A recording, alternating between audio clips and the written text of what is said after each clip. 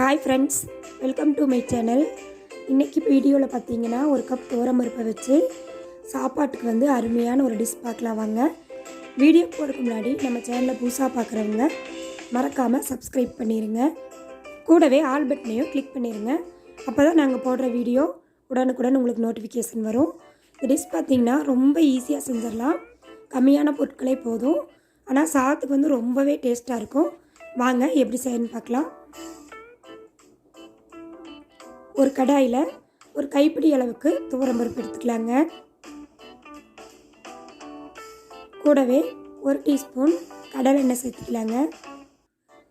அடுப்பை லோ ஃப்ளேம்லேயே வச்சுட்டு துவரம்பருப்பை நல்லா வறுத்து விட்டுடலாங்க. இந்த துவரம்பருப்பு லேசாக கலர் சேஞ்ச் ஆகி வரும். அது வரைக்கும் நம்ம அப்படியே வறுத்து விட்டுடலாங்க.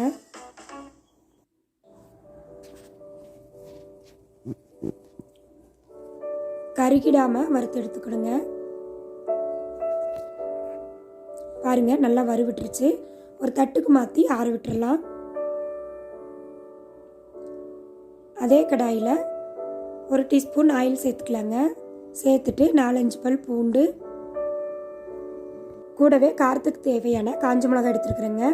நான் ஒரு கைப்பிடி துவரம்பருப்புக்கு 3 மிளகாய் எடுத்துருக்கேன். ஒரு கொத்து கருவேப்பிலை, கொஞ்சமாக புளியை நம்ம இப்படி பிச்சு சேர்த்துக்கலாங்க. சேர்த்து வறுத்து விட்டுடலாங்க. இது கூட பார்த்திங்கன்னா ஒரு 2 பீஸ் தேங்காய் சேர்த்துக்கலாங்க. எல்லாம் வறுவிட்டுருச்சு. நம்ம அந்த பருப்பு கூடயே இதையும் ஆற வச்சிடலாங்க. நம்ம வறுத்து விட்ட மசாலா பொருள் எல்லாமே ஆறிடுச்சு. மிக்ஸி ஜாருக்கு மாற்றிக்கலாங்க.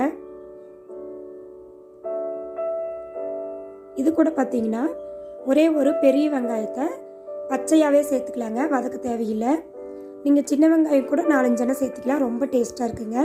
ஆனால் வெங்காயம் கண்டிப்பாக வதக்காமல் தான் சேர்க்கணும். கூடவே சட்னிக்கு தேவையான உப்பு,